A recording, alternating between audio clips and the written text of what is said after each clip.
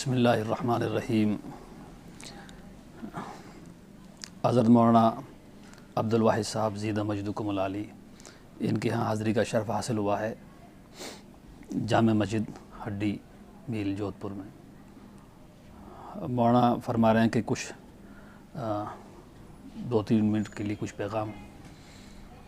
تو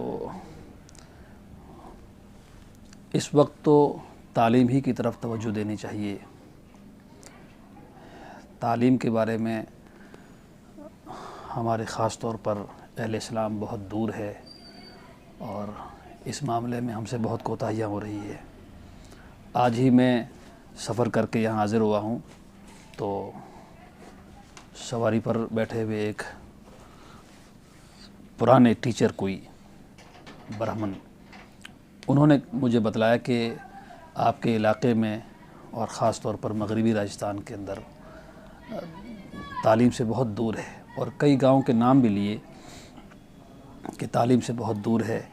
اور انہوں نے بتلایا کہ جو 10-11 سال کے بعد سروے ہوتا ہے، میں اس سروے میں شریک رہا ہوں۔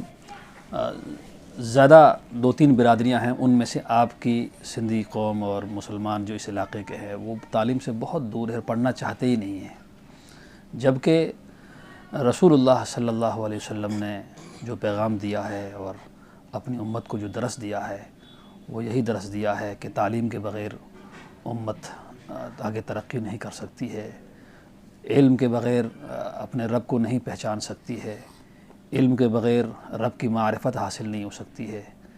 یہی وجہ ہے کہ رسول اللہ صلی اللہ علیہ وسلم نے ارشاد فرمایا خیرکم من تعلم القرآن وعلمہ۔ اپنے صحابہ کو یہ پیغام دیا ہے اور اتنی عظیم بشارت سنائی کہ تم میں سب سے بہتر شخص وہ ہے جو قرآن کریم کو سیکھے اور سکھلائے۔ تو یہ اتنی عظیم بشارت جو خیرکم، اس میں تفضیل کا صیغہ ہے، اہل علم جانتے ہیں، یہ صرف صحابہ ہی کے لیے نہیں ہے، صحابہ کے لیے بھی، تابعین، تبع تابعین اور قیامت تک جو اس سلسلے کے ساتھ جڑے ہوئے ہیں ان تمام کے لیے بشارت ہے، خیرکم من تعلم القرآن وعلمہ۔ تو اللہ رب العالمین ہم سب کو اس کی طرف توجہ کرنے کی توفیق عطا فرمائے۔ میں اس حوالے سے 1-2 بات اور بھی عرض کروں۔ رسول اللہ صلی اللہ علیہ وسلم نے ایک موقع پر ارشاد فرمایا کہ میرے صحابہ، کوئی ایمان والا جب حج کے لیے پہنچتا ہے اور اس کی نظر بیت اللہ شریف کے پردوں پر پڑتی ہے تو اس موقع پر جو بھی دعا مانگتا ہے دعا قبول ہوتی ہے، رد نہیں ہوتی ہے، اور یہ ہزاروں حاجیوں کا مشاہدہ بھی ہے۔ تو نبی علیہ السلام جب ہجرت کر کے چلے گئے اور پھر ایک لمبے عرصے کے بعد مکہ المکرمہ تشریف لائے ہیں تو صحابہ بھی ساتھ میں ہیں، صحابہ کو بات یاد ہے، اور آپ سبھی جانتے ہیں کہ اس موقع پر جو انسان کے نزدیک، ایمان والے کے نزدیک سب سے اہم چیز ہوتی ہے، کوئی بیماری ہے یا کوئی خاص مقصد ہے، اسی کے لیے دعا مانگتا ہے۔ رسول اللہ صلی اللہ علیہ وسلم نے اس موقع پر کیا دعا مانگی ہے؟ آپ نے سب سے پہلے نظر پڑتے ہی جو دعا مانگی ہے وہ دعا یہی مانگی ہے، رب زدنی علما، رب زدنی علما، رب زدنی علما۔ 3 مرتبہ آپ نے دعا مانگی ہے اور صحابہ نے بہت توجہ کے ساتھ اس دعا کو سنا ہے۔ تو حالانکہ قرآن کریم آپ پر نازل کیا گیا ہے، آپ معلم کائنات ہیں، آپ سے بڑا نہ کوئی عالم ہوا ہے نہ کوئی ہو سکتا ہے، یہ ساری باتیں ہیں۔ آپ نے یہ دعا مانگ کر کے اپنی امت کو درس دیا ہے کہ میری امت کے اندر علمی سرگرمیاں اور علمی بیداری کیسے آئے، اور صحابہ کو توجہ دلائی، اور صحابہ کی جماعت تو زمین کے اوپر آسمان کے نیچے ایسی عظیم جماعت کائنات نے کبھی دیکھی ہی نہیں، حق ادا کر دیا ہے، نبی علیہ السلام کی ہر بات کو آگے تک پہنچایا ہے۔ تو یہ بات ہم تک پہنچی ہے کہ آپ نے حصول علم کے لیے صحابہ اور بلکہ اپنی آنے والی تمام امت کو ترغیب دی ہے۔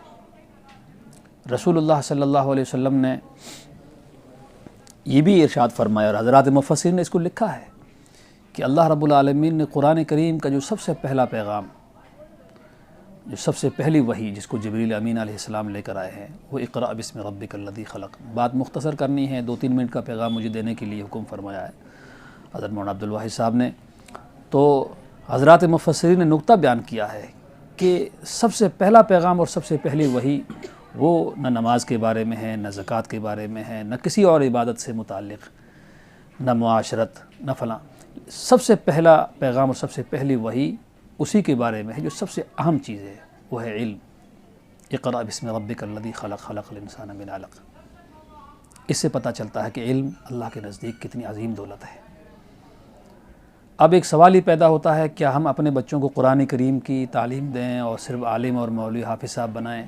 بے شک لا ریب، اس میں کوئی شک نہیں ہے کہ علماء نے اس پر محنت کی، مدارس قائم کیے اور سب کچھ محنتیں کی، جس کا نتیجہ ہم دیکھ رہے ہیں کہ آج پوری دنیا کے اندر کسی ملک میں اتنے حافظ قرآن نہیں ہیں جتنے حافظ قرآن ہندوستان کے اندر موجود ہیں۔ یہ اللہ کا بڑا فضل ہے۔ ایسی قربانیاں اور ایسی محنتیں جفا کشی کے ساتھ بے سر و سامانی کے عالم میں کہ اس کی مثال نہیں ملتی ہے ٹاٹ پر بیٹھ کر۔ بہت تفصیلی یہ موضوع ہے، ایک طرف تو یہ ہے، لیکن سوال جو میں نے آپ کو عرض کیا ہے، کیا ہم عصری تعلیم، ڈاکٹر، وکیل اور انجینئر اور دوسری جو تعلیم ہے، کیا ہم اس کی طرف توجہ دیں یا نہیں؟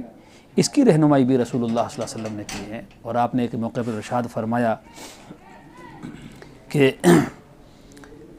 کمزور ایمان والے کے مقابلے میں طاقتور ایمان والا زیادہ بہتر ہے، اس سے اسلامی تقاضے اچھے انداز میں پورے ہو سکتے ہیں، وہ انسانوں کی خدمت کر سکتا ہے، معین و مددگار بن سکتا ہے۔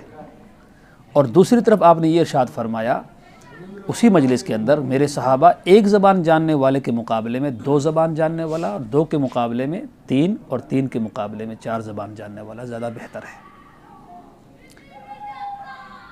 اب آپ نے ارشاد فرمایا اپنی مجلس کے اندر صحابہ سے کہ میرے صحابہ تم میں سے ہے کوئی عبرانی زبان جاننے والا؟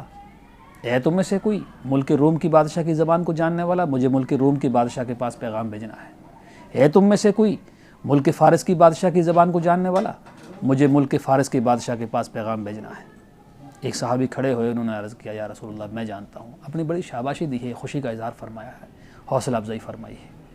تو اس سے بھی پتہ چلتا ہے کہ کئی زبانیں سیکھی جا سکتی ہے، جو بھی زبان سیکھے نیت یہ ہو کہ ہم اس کے ذریعہ بھی دین کے اشاعت کریں گے، محبت کا، بھائی چارے کا، اتفاق کا پیغام عام کریں گے اور امن کا پیغام عام کریں گے۔ اسلام کی جو صحیح ترجمانی جن لوگوں نے کی ہے، صحیح تشریح کی ہے اسلام کی، اس پیغام کو ہم عام کریں گے۔ تو پھر چاہے سنسکرت سیکھ لے، چاہے انگریزی، چاہے ہندی، دنیا میں مختلف زبانیں ہیں، کوئی بھی سیکھے تو اس پر بھی اجر ملتا ہے۔ یہ تعلیم ہے رسول اللہ صلی اللہ علیہ وسلم کی، پیغام یہی ہے امت کے لیے۔ میں عرض کرنا چاہتا ہوں حضرت مولانا سے کہ آپ بیان کرتے ہیں اور ماشاءاللہ اچھے خطیب ہے، تو تعلیم کی طرف تعلیم آئے گی تو انشاءاللہ پھر اندھیرا چھٹے گا۔ العلم نور من نور اللہ، علم تو ایک نور ہے، جب نور آئے گا، روشنی آئے گی تو اندھیرا خود بخود، جہالت ختم ہو جائے گی۔ اور میں آخری بات ایک عرض کر دوں، اس سے اندازہ ہو جائے گا کہ رسول اللہ صلی اللہ علیہ وسلم نے ہمارے اور آپ کے لیے اور اپنی آخری امت پیدا ہونے والے امتی کے لیے کتنی فکر کی ہے، کیسا درد کا اظہار کیا ہے، آپ کو کیسی بے چینی اور بے قراری تھی، آپ اس سے اندازہ کر سکتے ہیں کہ مدینہ شریف میں رہتے ہوئے ایک جنگ ہوئی جس کے نتیجے میں 70 قیدی بنا کر لائے گئے، اور وہ قیدی سارے غیر تھے، ظاہر ہے ایمان والے نہیں تھے، اور آپ نے صحابہ سے مشورہ لیا کہ ان کے ساتھ کیا معاملہ کرنا چاہیے۔ ہر ایک نے سخت سے سخت رائے دی ہے، اور ہلکی سے ہلکی درمیانہ کئی رائے آئی، میں وہ بات نہیں بیان کرنا چاہتا ہوں، وہ کسی اور موقع پر۔ تو سب سے جو ہلکی رائے آئی وہ رائے یہ تھی کہ ان سے فدیہ لے کر ان کو چھوڑا جائے، لیکن قربان جائیے رسول اللہ صلی اللہ علیہ وسلم کی ذات گرامی پر، آپ نے اس عظیم اور نازک موقع پر، اور نازک موڑ پر جو فیصلہ فرما، وہ آپ جو حضرات اہل علم ہیں، وہ جن مطالعہ ہے وہ جانتے ہیں کہ وہ کتنا نازک موقع تھا۔ وہ قیدی کون تھے جنہوں نے مکہ المکرمہ میں سکون سے نہیں رہنے دیا ہے، ہجرت کی صحابہ نے، اور پھر یہاں بھی پیشہ کیا ہے، وہ کتنا نازک موقع تھا، وہ تاریخ کا ایک بہت اہم موقع تھا وہ۔ لیکن آپ نے فرمایا نہیں، یہ بھی رائے نہیں، یہ بھی نہیں۔ ان قیدیوں میں سے جو لکھنا پڑھنا جانتا ہے، وہ عربی ہو یا غیر عربی ہو یا حساب کتاب ہو، وہ مدینہ شریف کے ایمان والوں میں سے 10 کو لکھنا پڑھنا سکھا دے، ان کے لیے یہی فدیہ اور یہی چھٹکارا ہے۔ اس سے اندازہ ہوتا ہے کہ آپ کے نزدیک تعلیم اور علم کی کتنی اہمیت تھی، آپ کیا چاہتے تھے۔ اسلام کا سب سے اہم پیغام ہے یہ تعلیم کا، اور ہمیں علم سے بہت دور ہے۔ تو میں یہی درخواست کرنا چاہتا ہوں کہ ہمیں اپنی اولاد کی طرف، اپنی نسلوں کی طرف توجہ کرنی چاہیے۔ ہاں، دین کا علم، قرآن کریم کا علم، شریعت کا علم، یہ تو مقدم ہے، افضل ہے، لا ریب، اس میں کوئی شک نہیں، لیکن ساتھ ساتھ میں جو اور علوم ہیں، تو گھروں کی تربیت اچھی ہوگی تو سارا نظام ٹھیک ہوگا. اور ہم دنیا میں باقی سب دیکھ رہے ہیں کہ الحمدللہ جو کام کرنے والے, اللہ ہم سب کو عمل کی توفیق عطا فرمائے.